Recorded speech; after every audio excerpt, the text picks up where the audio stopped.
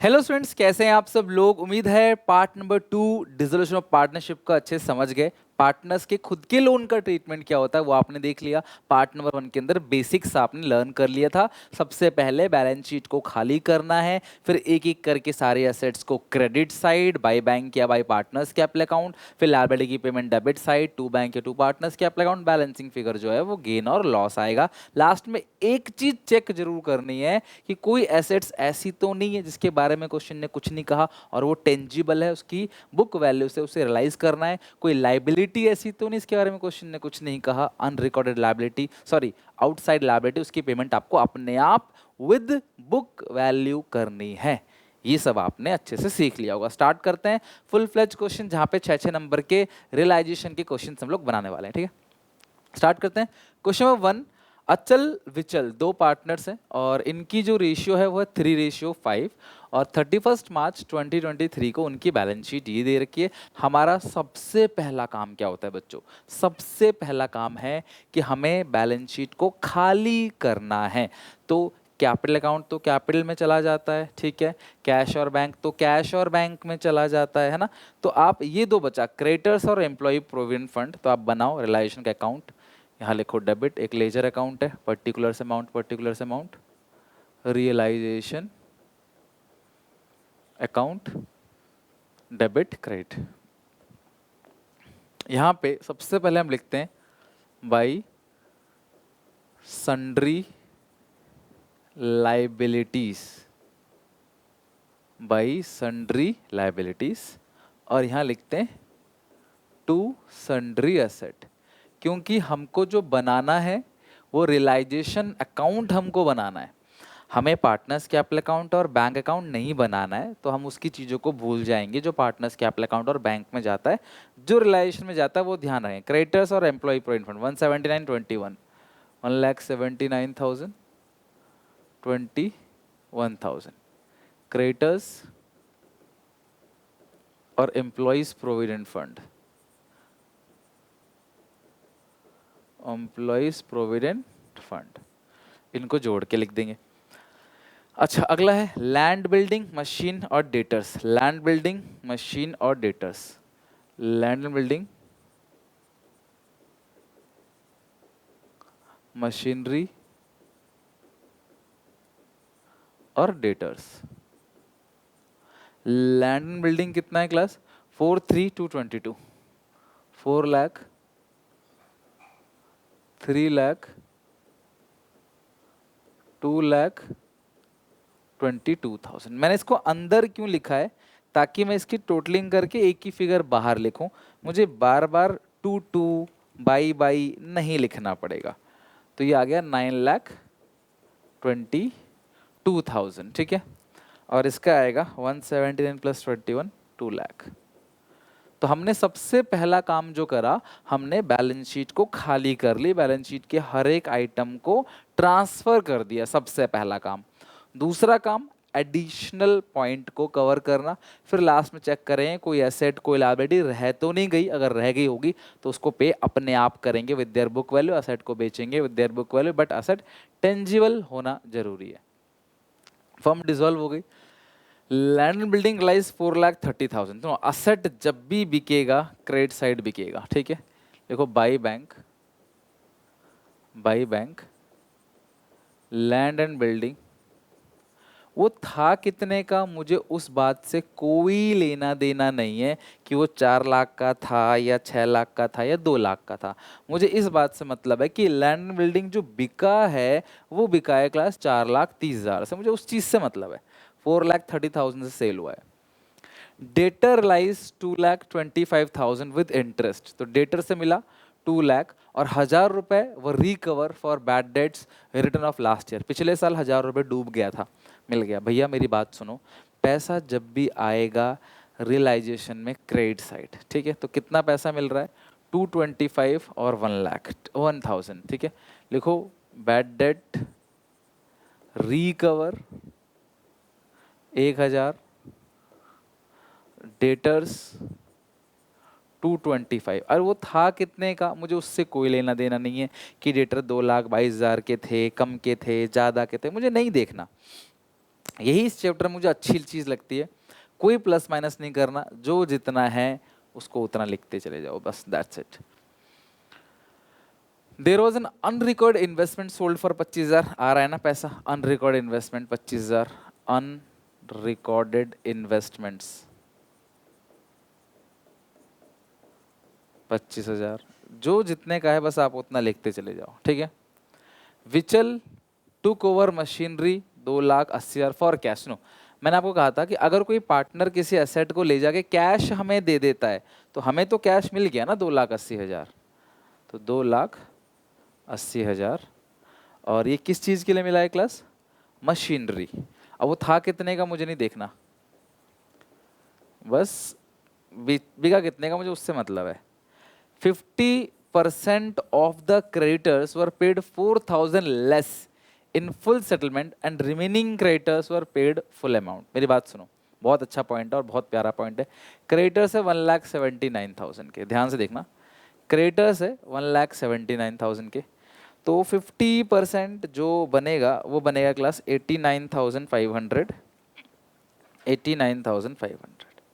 तो ये जो 50% क्रेडिटर्स है उनको 4,000 आपने कम दे दिया, ठीक है, मतलब 89,500 को 4,000 आपने कम दे दिया, तो पे किया 85,500, ये पे किया इनको आधे, और बाकी आधे के बारे में क्वेश्चन खत्म हो गया, कुछ बोला ही नहीं, तो उसको पूरा का पूरा पे करना है।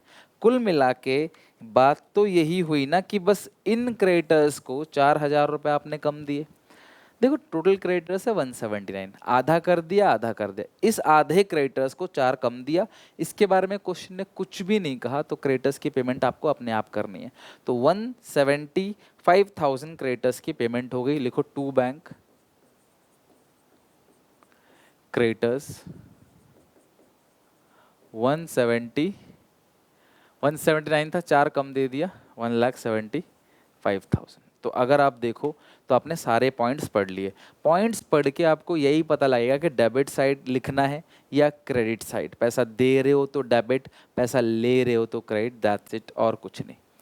तो हमने ये पूरा का पूरा बैलेंस शीट पहले खाली किया, फिर आपने एडिशनल पॉइंट जितने भी थे लिख लिया, क्वेश्चन हो गया हमारा खत्म।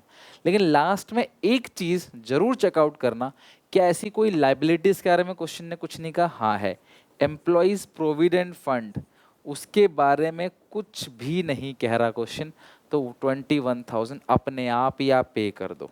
क्वेश्चन ने कुछ नहीं कहा तो आप पेमेंट अपने आप कर दो, ठीक है। इसके बाद यहाँ देखो, कोई ऐसी एसेट तो नहीं है जो रह गई हो। लैंड बिल्डिंग बिक गया, भले 1 रुपए का बिकाओ या 1 करोड़ का बिकाओ, मशीन का काम हो चुका है, डेटर हो चुका है, बस इसका मतलब हमारा क्वेश्चन कंप्लीट। अब टोटल करके क्लास हम लोग आंसर लिख लेंगे, 2,80,000, ठीक है, 9,61,000। अब देखो दोनों में से बड़ी साइड कौन सी है?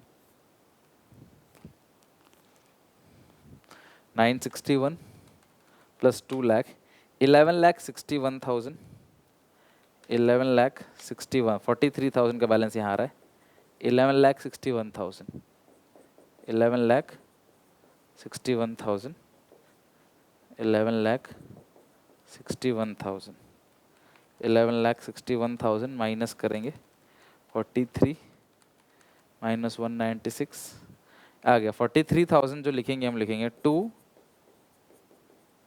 Realisation gain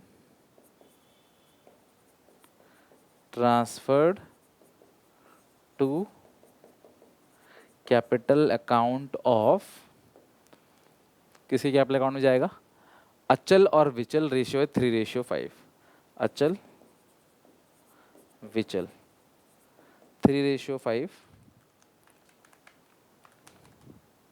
16,125, 26,875।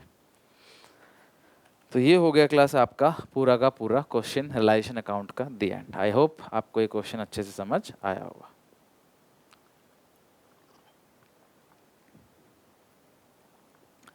क्लियर है यहाँ तक? चलो डन, ये क्वेश्चन हमारा हो गया complete. Now move to another question. अब आ जाओ क्लास क्वेश्चन नंबर 2 पे। इस क्वेश्चन को भी बिल्कुल उसी तरह देखो, आप क्वेश्चन का पैटर्न मत चेंज करना, बनाने का तरीका वही है, 3 स्टेप में।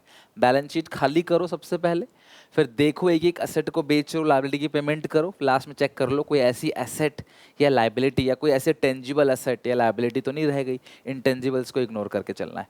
तो ये रहा पूरा क्वेश्चन। इसमें लिखा है कि अर्नव, रागिनी और ध्रुपद। अच्छा, पार्टनर्स क्यों होते हैं, क्लास बिजनेस डिसॉल्व क्यों होता है, इसके बहुत सारे कारण हैं। जब मैं आपको थ्योरी पढ़ाऊंगा अलग से तब हम डिटेल में उसकी बात करेंगे, बिकॉज अगर अभी मैं थ्योरी पे चला गया क्लास तो फिर प्रैक्टिकल नहीं बन पाएगा आपसे। तो पहले प्रैक्टिकल पोर्शन पूरा कंप्लीट करते हैं, फिर देखेंगे इसके थियोरेटिकल पोर्शन पे। तो अर्नव, रागिनी और ध्रुपद 3 पार्टनर्स हैं। रेशियो है 3/5, 1/5, 1/5। लास्ट ईयर कॉन्फ्लिक्ट्स अरोज, कुछ विवाद हो गया due to certain issues, disagreement, and on 31st March they decide to dissolve the firm. On that date their balance sheet as under, उनकी बैलेंस शीट दे रखी है। तो हम एक करके देखते हैं हमारी काम की चीज़ क्या है। पार्टनर्स का खुद का लोन, आपको पता है क्लास, पार्टनर्स का खुद का लोन है तो खुद का लोन अकाउंट बनेगा। IFR हो गया कैपिटल, तो क्लास कैपिटल में जाएगा। पीनल पार्टनर्स में डिस्ट्रीब्यूट हो जाता है तो ये नहीं आएगा, बिकॉज हम पार्टनर्स कैपिटल अकाउंट नहीं में आ रहे, बैंक बैलेंस भी नहीं आएगा, बिकॉज हम बैंक बैलेंस, हम सिर्फ क्या बनाएंगे क्वेश्चन में, प्रिपेयर रिलाइजेशन अकाउंट। 6 मार्क्स में रिलाइजेशन अकाउंट ही आपको पूछेगा, या 4 मार्क्स में भी आ सकता है। ये सारे क्लास एडिशनल पॉइंट्स आपको दे रखे हैं। ओके, चलो अब हम बनाते हैं क्लास रियलाइजेशन अकाउंट। फॉर्मेट बना लेते हैं, रियलाइजेशन अकाउंट। रियलाइजेशन अकाउंट, सबसे पहला काम अपना क्या है, बैलेंस शीट को खाली करना, बैलेंस शीट के हर एक आइटम को कहीं ना कहीं भेजना, सबसे पहला काम है। तो यहाँ लिखो टू सन्ड्री एसेट, जो आपने पहले किया था, अभी कई क्वेश्चन करेंगे इसी प्रैक्टिस में, ठीक है। By sundry liabilities, to sundry asset और बाई सन्ड्री लाइबिलिटीज, ठीक है। अब इसमें लिखा गया है क्लास, क्रेडिटर्स, अर्नव का ब्रदर लोन और IFF। तो लिखो class creditors, Arnav brother loan और इन्वेस्टमेंट फ्लक्चुएशन फंड। तो क्रेडिटर्स है 60, अर्नव ब्रदर लोन 95। क्रेडिटर्स है 60,000, अर्नव ब्रदर लोन है 95,000, इन्वेस्टमेंट फ्लक्चुएशन फंड है 50,000, इन्वेस्टमेंट फ्लक्चुएशन फंड है 50,000, ठीक है।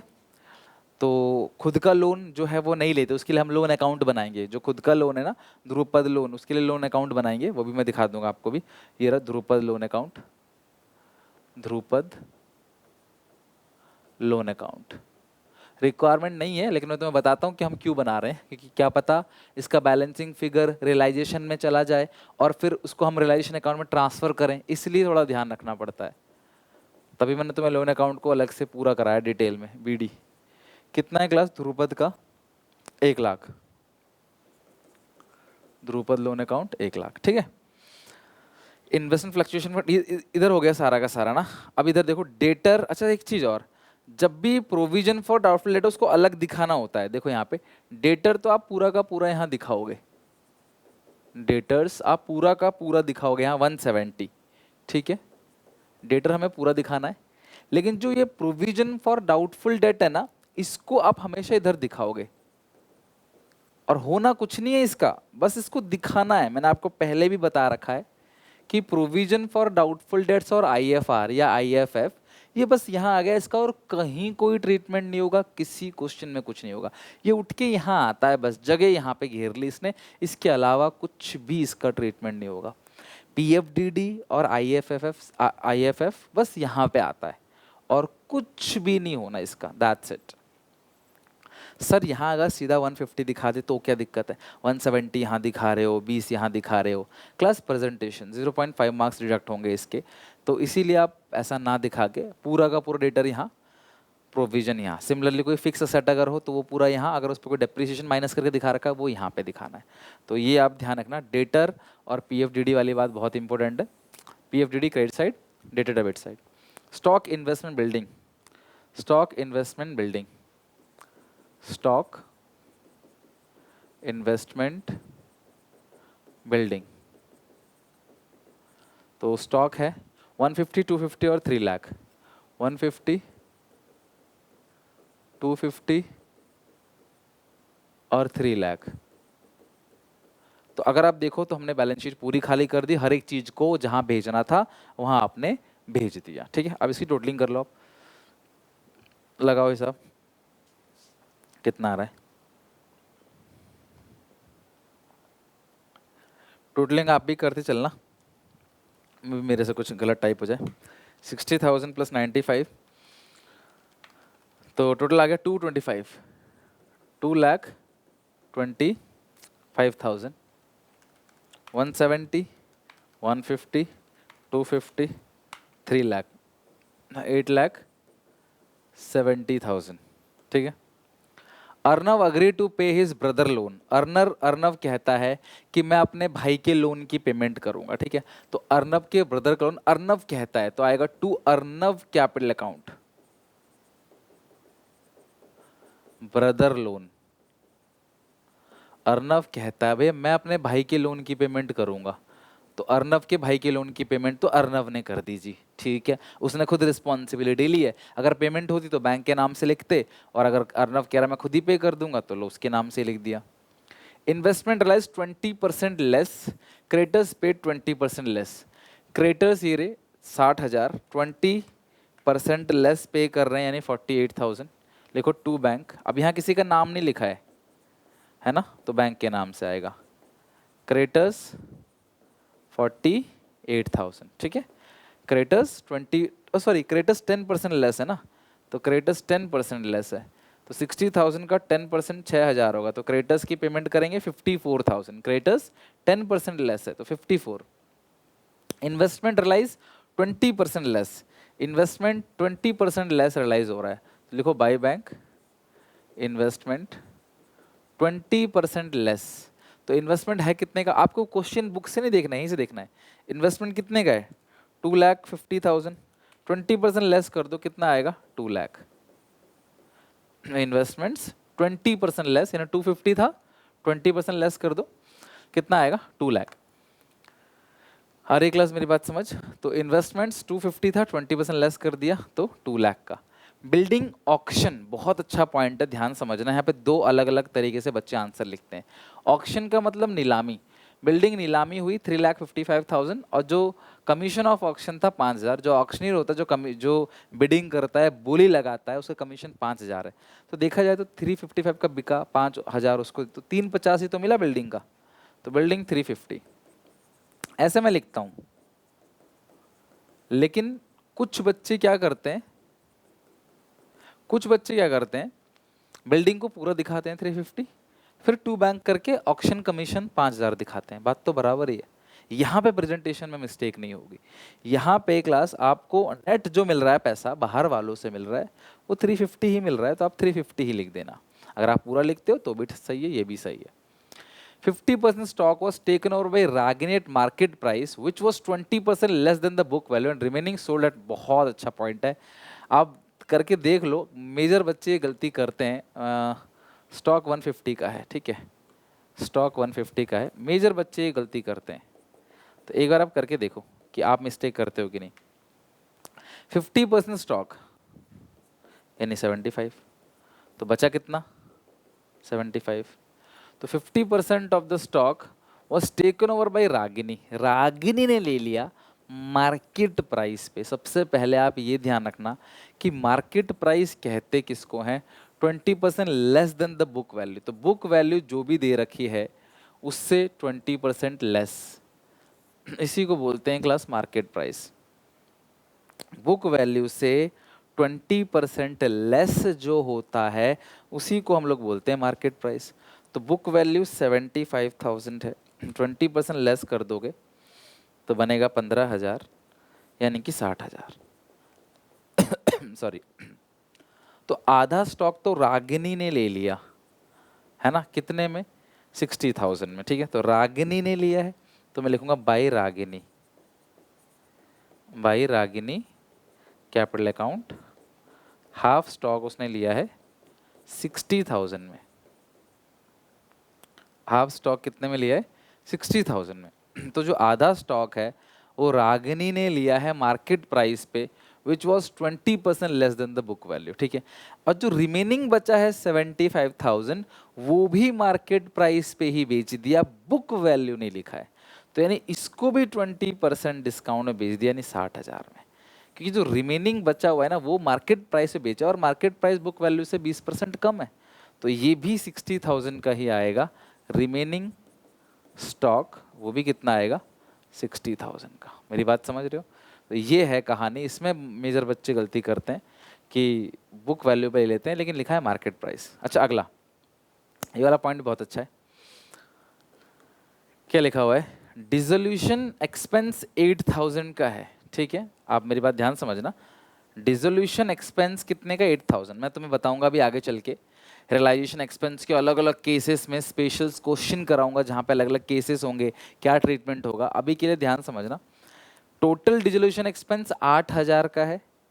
3,000 were to be borne by firm, जिसमें से 3,000 कौन बोर्न कर रहा है, फर्म, ठीक है। And the balance by Dhrupad, और ये जो 5,000 है बोर्न कौन कर रहा है, ध्रुपद। मैं तुम्हें ना सिंपल भाषा समझाता हूँ। 8,000 का टोटल खर्चा हुआ है, जिसमें से टेंशन ध्रुपद की है 5,000, मतलब ध्रुपद को भरने थे 5 और फर्म को भरने थे 3। जब मैं बोलता हूँ फर्म को भरना था तो वो सारे पार्टनर्स की लाइबिलिटी है, जब मैं बोलता हूँ ध्रुपद को भरना था तो वो ध्रुपद की खुद की लाइबिलिटी है। The expense paid by him, तो एक्सपेंस ध्रुपद ने पे किया, तो ध्रुपद ने ये 3,000 भी पे करा है और ध्रुपद ने ये 5,000 भी पे करा है। मेरी ध्यान से बात समझना, ध्रुपद ने पूरा का पूरा 8,000 पे कर दिया, लेकिन ये 5,000 ध्रुपद को ही पे करना था और ध्रुपद ने ही पे कर दिया, तो इसकी नो एंट्री होगी। इसकी एंट्री ध्रुपद टू ध्रुपद हो जाएगी, इसकी कोई एंट्री पास नहीं करेंगे। लेकिन इसकी एंट्री पास हो गई रियलाइजेशन टू ध्रुपद, तो रियलाइजेशन अकाउंट में आएगा टू ध्रुपद कैपिटल अकाउंट, और ये रियलाइजेशन एक्सपेंस है 3,000 का ध्रुपद ने भरा है। मेरी बात समझना, 3,000 फर्म को भरने थे पर ध्रुपद ने भर दिया, तो रियलाइजेशन टू ध्रुपद। अगर ये फर्म ही पे करता तो रियलाइजेशन टू बैंक होता, लेकिन यहाँ ध्रुपद ने पे किया है तो रियलाइजेशन ध्रुपद।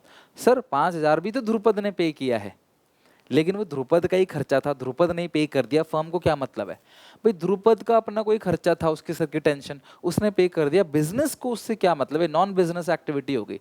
ध्रुपद को ही उसके पैसे भरने थे, बॉर्न बाई ध्रुपद है, पेड बाई भी ध्रुपद है, तो उसकी नो एंट्री। एंड अगर इस पॉइंट में थोड़ी बहुत भी दिक्कत हुई है, जो होगी टेंशन मत लेना, ये क्वेश्चन पहले आ गया, मैं आगे चल के आपको रियलाइजेशन एक्सपेंस का पूरा ट्रीटमेंट समझाऊंगा, सारे केसेस समझाऊंगा, फिर ये कुछ भी नहीं लगेगा आपको। जैसे लोन अकाउंट का तुमको पूरा केस समझा दिया, तुम्हें लोन अकाउंट में कोई दिक्कत नहीं हुई, उसी तरीके से यहाँ पे तुम्हें आगे चल के रियलाइजेशन एक्सपेंस का सिखा दूंगा, तो कोई दिक्कत नहीं आएगी। खत्म। अब इस क्वेश्चन में ध्रुपद का जो लोन अकाउंट है उसके बारे में तो क्वेश्चन ने कुछ कहा ही नहीं, तो क्लास इसको बनाने की जरूरत ही नहीं है। तो ये 1,00,000 रुपए किस नाम से आ जाएगा, टू बैंक से,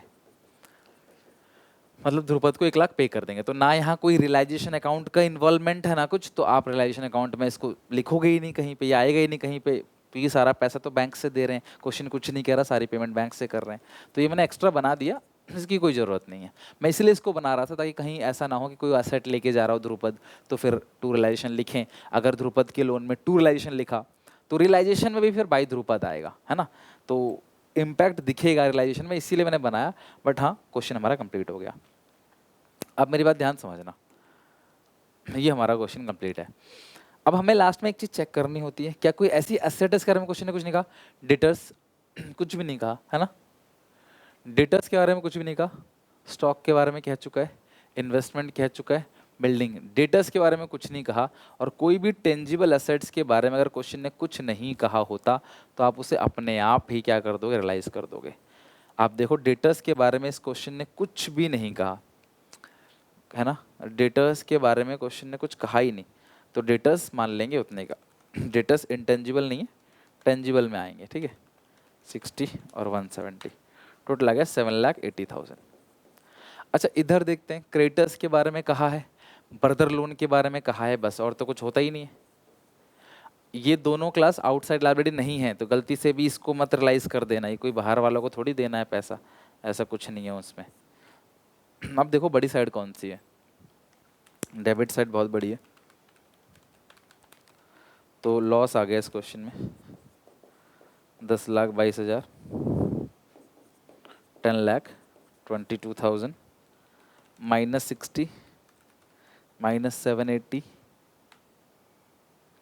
ओह ये साइड बड़ी है, 225 43, ये साइड बड़ी है क्लास, 43,000 इसका भी आ गया आंसर। और जो टोटलिंग है 1065, 10,65,000, 10,65,000।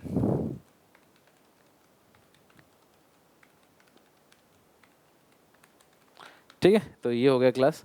जो 43,000 का बैलेंसिंग फिगर आया है ये हम लिखेंगे to realisation gain transfer to capital account of, किस किस में आएगा, पार्टनर कौन कौन है, अर्नव, रागनी, ध्रुपद, 311, अर्नव, रागनी, ध्रुपद।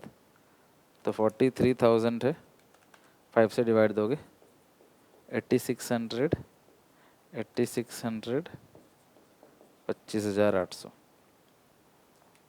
ठीक है, तो ये हो गया आपका क्वेश्चन पूरी तरीके से कंप्लीट रियलाइजेशन अकाउंट। तो ये 6 नंबर तक के क्लास क्वेश्चन कैरी करता है।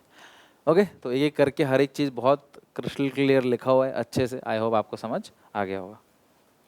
ठीक है, ओके, तो ये हो गया क्लास हमारा क्वेश्चन। 2 क्वेश्चन हमने अच्छे से बनाए, पूरा का पूरा फुल फ्लेज क्वेश्चन था रियलाइजेशन अकाउंट बनाने थे दोनों क्वेश्चन में।